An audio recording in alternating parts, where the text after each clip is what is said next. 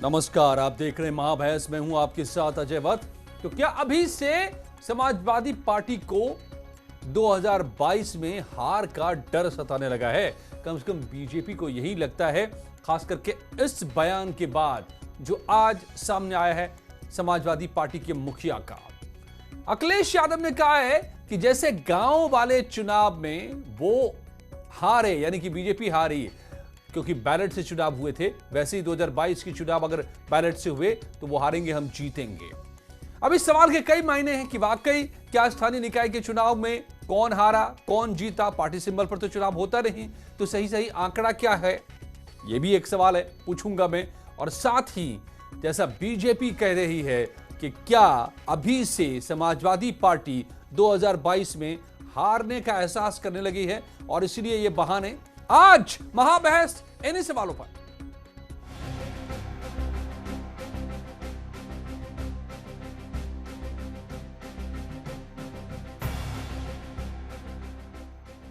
सियासी लड़ाई ईवीएम पर क्यों आई?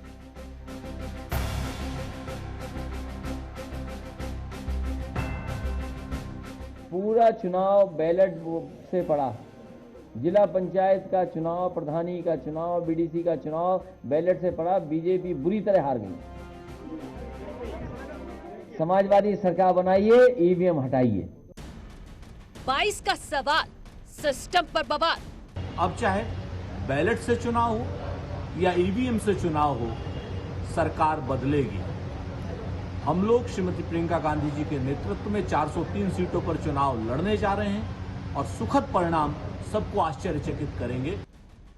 चुनाव से पहले बहाने की तलाश। देखिए, समाजवादी पार्टी के टीपू सुल्तान यानी अखिलेश यादव जी को पहले ही हार का डर सताने लगा है। अखिलेश यादव जी यह पूरी तरह से समझ चुके हैं कि उत्तर प्रदेश में उनकी सियासी जमीन खिसक चुकी है। ईवीएम पर निशाना, हार का बहाना।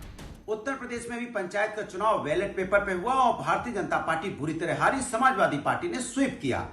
अब उत्तर प्रदेश की जनता इस बार 2022 में समाजवादी पार्टी को जिताएगी और ईवीएम को हराएगी।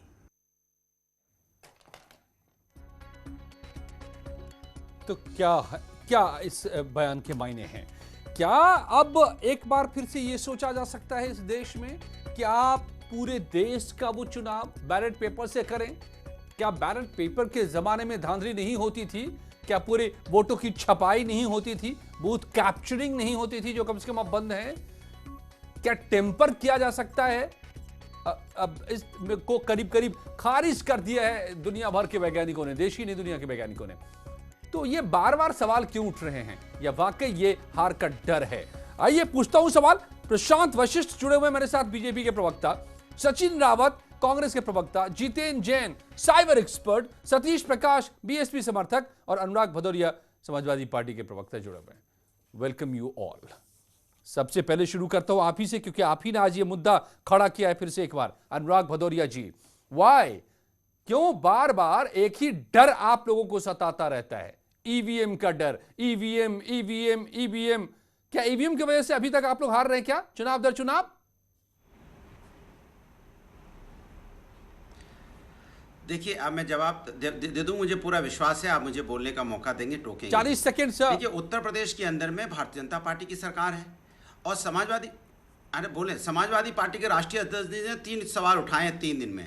कल उन्होंने सवाल उठाया था कि कैसे आप उत्तर प्रदेश में जिस तरह से गोरखपुर में मनीष गुप्ता जी की पीट के पुलिस वालों ने हत्या कर दी, उनकी पत्नी को सरकारी नौकरी दीजिए, 2 करोड़ उनको आर्थिक मदद कीजिए। और समाजवादी ने खुद बोला कि हम 20 लाख रुपए देंगे। ये समाजवादी अगर रोड पे नहीं आती तो आप उसकी मदद करने वाले नहीं थे। 24 घंटे में आपने एफआईआर तक उस पर नहीं की और ना अभी तक पुलिस वाले जेल गए। एक बात। दूसरी बात, बार बार उन्होंने बोला है कि किसानों के सम्मान की बात कब होगी, कब किसान जो धरने पे बैठे लगातार उनकी मौतें हो रही, उनके बारे में सरकार कब सोचेगी? क्या बोल रहे हैं आप? मैं नहीं समझ पा रहा हूं।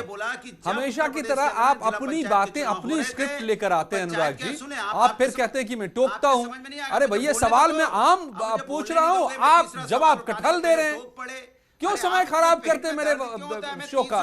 तीसरे पे भी आ रहा हूं, आप क्यों टोक पड़ते हैं? नहीं, समय नहीं, जनता को सही बात बताना चाहता हूं, चूंकि आप गुमराह करना अरे तो चाहते हो। आपको ईवीएम से क्यों डर लग रहा है? कि हार से डर लग रहा है? सीधा सवाल ये है, जवाब दीजिए। बीजेपी कह रही है आपने हार मान ली, चुनाव अभी खत्म नहीं हुए, चुनाव में अभी वक्त है, आपने हार मान ली।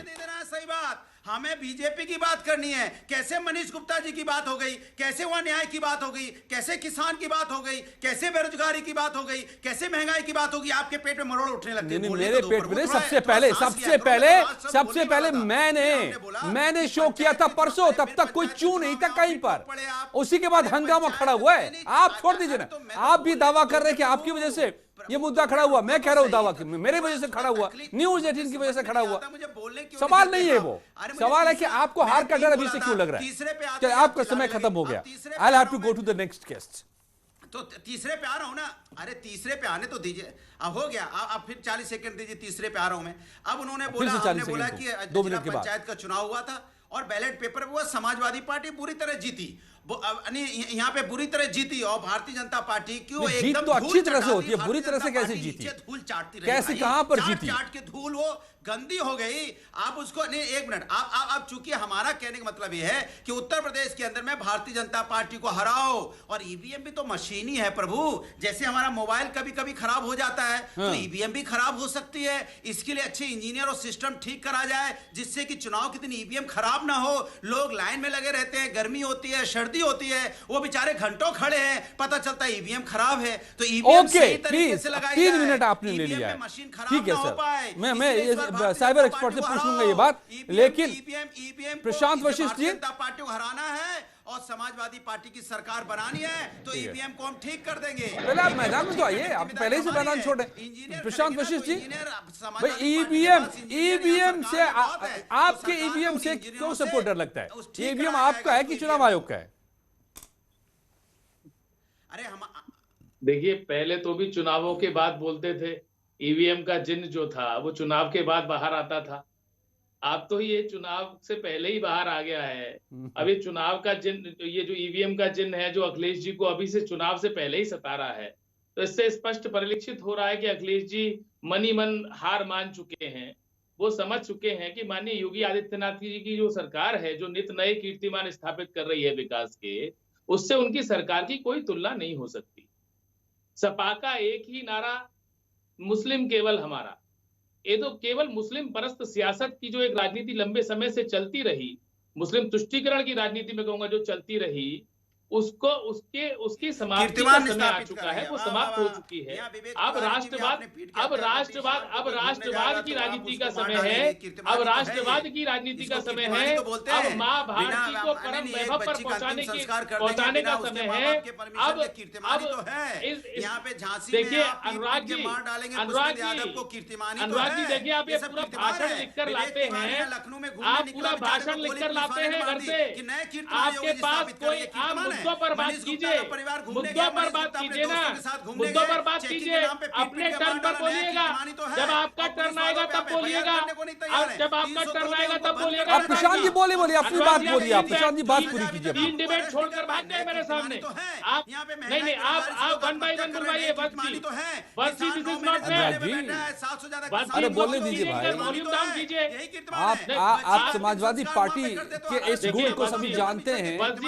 बोलने दीजिए, दूसरे को भी बोलने दीजिए। बस जी देखिए, ये न्यूज़ 18 का प्लेटफॉर्म है। Yes please Prashant ji, complete in 10 seconds. बस जी, ऐसा है। देखिए, अभद्रता, अशिष्टता और अहंकार, ये समाजवादी पार्टी का कॉपीराइट है। इसको अनुराग भदौरिया जी बार बार बताते हैं। जब ये बोल रहे थे, मैं तो नहीं बोला बीच में, लेकिन अब ये बोल रहे हैं बराबर, क्योंकि ये जानते हैं कि मुद्दों की बात आएगी। मुद्दे ऐसे हैं जिसमें स्पष्ट रूप से जो अंतर दिखाई देता है दोनों सरकारों का। ठीक है, आप समझिए, पहले बिजली के लिए लोग तड़पते रहते थे, आज 24 घंटे बिजली आ रही है। ये अखिलेश जी को पता है। अंदर से 6-6 घंटे का स्लॉट होता था, आई गई का खेल होता रहता था दिन भर बिजली का। अब वो ऐसा नहीं होता। अखिलेश जी क्या जानते नहीं है? सतीश अखिलेश प्रकाश जी जानते कि उनके समय में आधे मीटर के गड्ढे होते थे सड़कों में। आज सड़कें बिल्कुल खूबसूरत चारों तरफ बनी हुई हैं। गुंडागर्दी खुलेआम होती थी अखिलेश जी के समय में। आपको पता है, बलात्कारियों के लिए माननीय मुलायम सिंह यादव स्वयं कहते थे। ठीक है, ओके, मैं दोबारा आऊंगा आपके पास। प्रशांत जी, सतीश प्रकाश जी, क्या आपको भी लगता है, क्या बीएसपी को भी लगता है कि ये बैलेट अगर आया तो आप भी हार जाएंगे?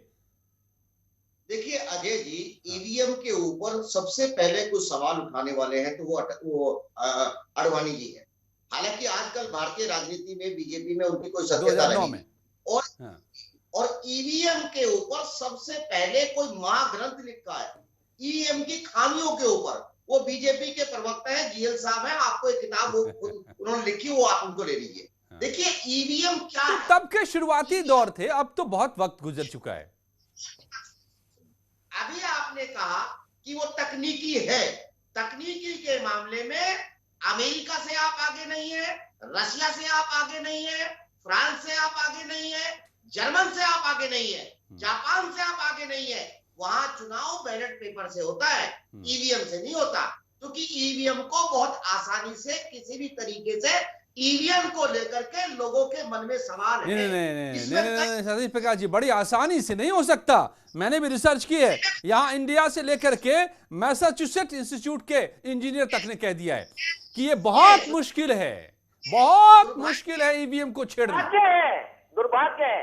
देखिए बाबा साहब ने संविधान बनाया, संविधान बनाने से पहले राजा के रानी के पेट से राजा पैदा होता था, फिर बैलेट वोट से राजा पैदा हुआ।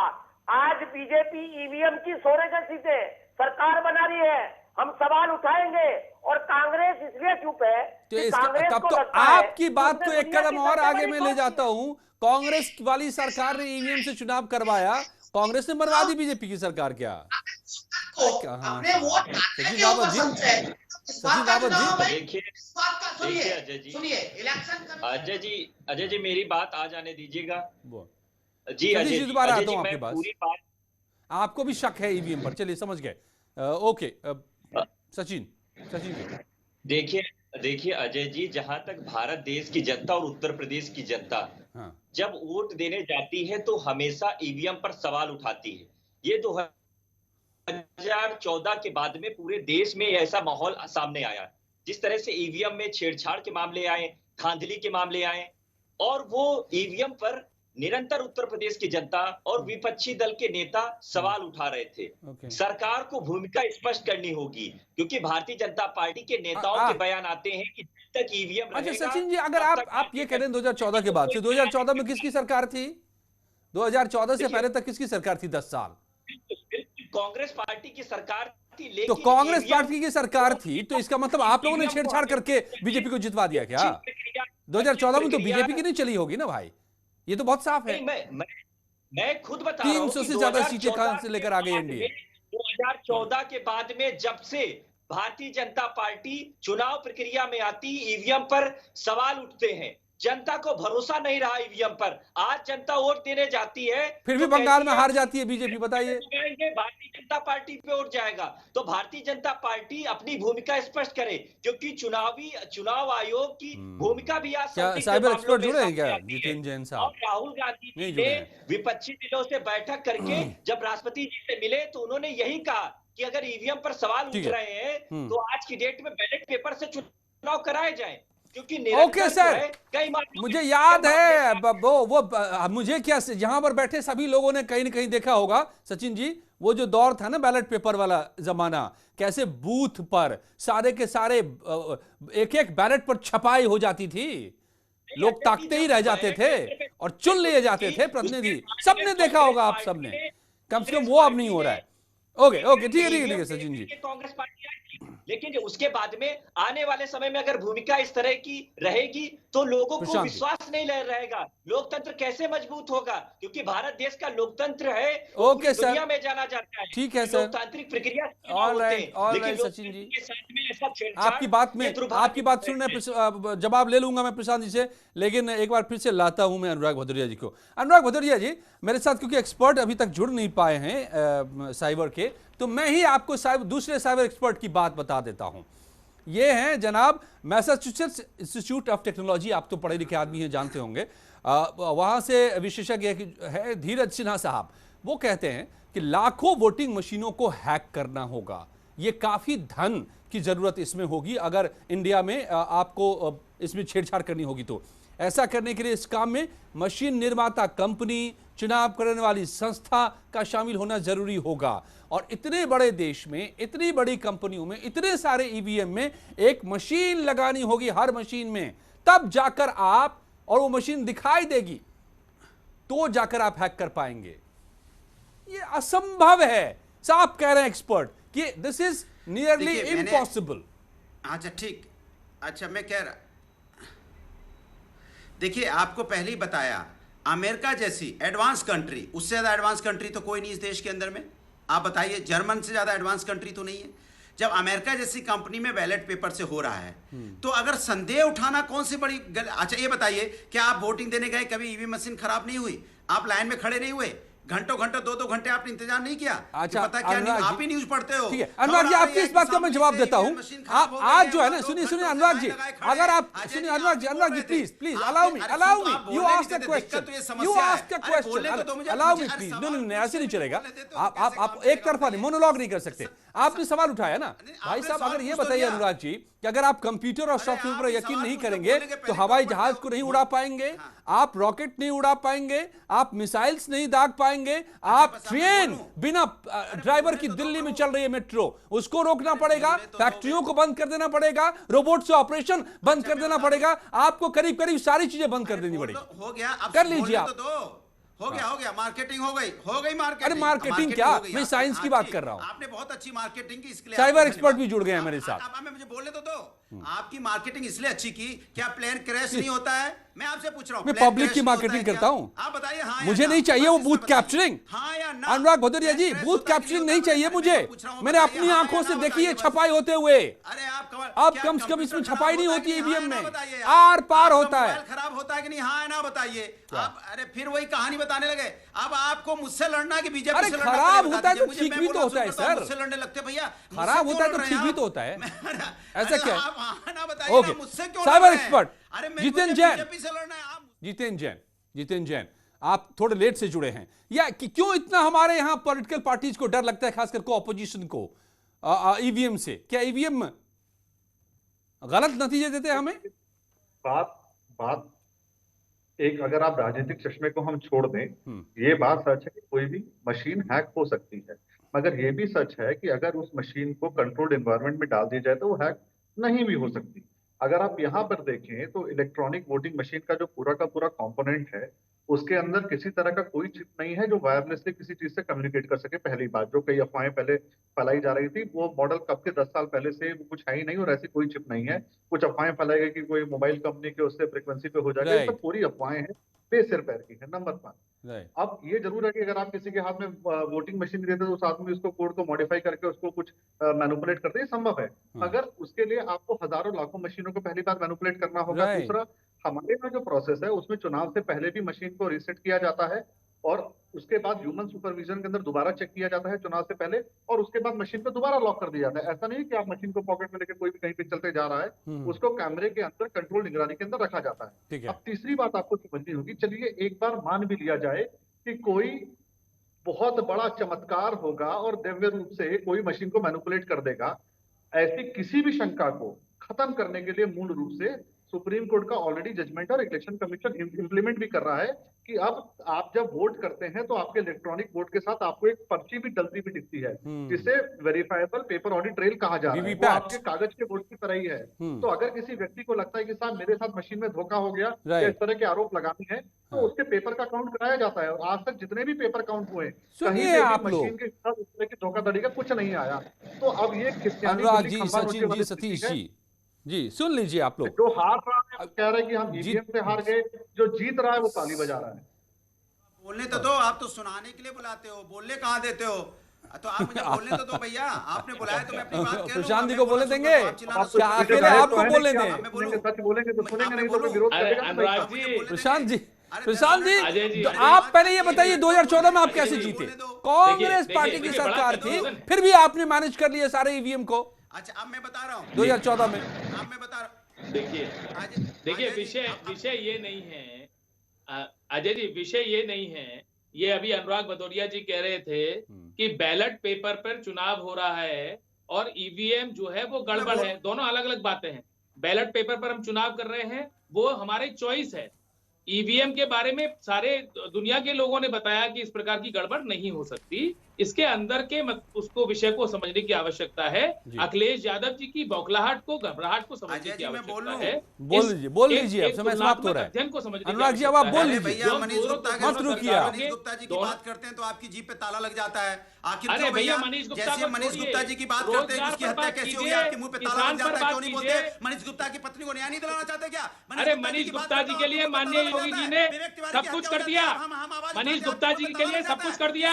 अरे मुलायम सिंह यादव जी कहते थे, मुलायम सिंह यादव जी बलात्कारियों के साथ खड़े हो गए थे, उस पर बताइए पहले। अरे मुलायम सिंह यादव जी कहते थे बच्चों से गलती हो जाती है, मुलायम सिंह यादव जी के लिए बताइए, उस बात पर बताइए। चाचा भतीजे की भ्रष्टाचार पर लड़ाई क्यों हो रही थी, इन विषयों पर जानकारी दीजिए। अनुराग जी, रटकर जो रट्टा लगा कर आते हैं ना, आप मुद्दों पर बात कीजिए ना, मुद्दों पर बात कीजिए। अरे 10 गुना ज्यादा काम किया है माननीय योगी आदित्यनाथ की सरकार ने। बाकी बातें जनता को तय करने दीजिए, रहने दीजिए, आप लोग रहने दीजिए। और एक मोटी बात जो ये है कि हमें आगे बढ़ना है या पीछे जाना है, नई चीजों को अपनाना है या पुरानी चीजों को ढूंढना है, और किस में ज्यादा मतदान को प्रभावित किया जाता था, रिगिंग जिसको कहते हैं हम, धांधली होती थी बैलेट सिस्टम में या इसमें ईवीएम सिस्टम में, ये भी जनता को ही तय करना होगा। धन्यवाद आप सबका मेरे साथ जुड़ने के लिए। और जैसा कि हम हर रोज सवाल पूछते हैं कू सोशल मीडिया प्लेटफॉर्म के जरिए, आज हमारा सवाल था कि क्या यूपी चुनाव में छोटे राजनीतिक दल बड़ी भूमिका निभाएंगे। जवाब में 42% लोगों का कहना है कि हाँ, यानी कि उनके मुताबिक छोटे दल बड़ी भूमिका निभाएंगे, और 58% लोगों का कहना है कि नहीं, यानी कि छोटे दल बड़ी भूमिका नहीं निभा पाएंगे। एक दर्शक संजय कुमार का कहना है कि उत्तर प्रदेश चुनाव में छोटी पार्टी बड़ी भूमिका तो नहीं निभा पाएगी, लेकिन कुछ पार्टी को हानि पहुंचा सकती है। जारी है खबरों का सिलसिला।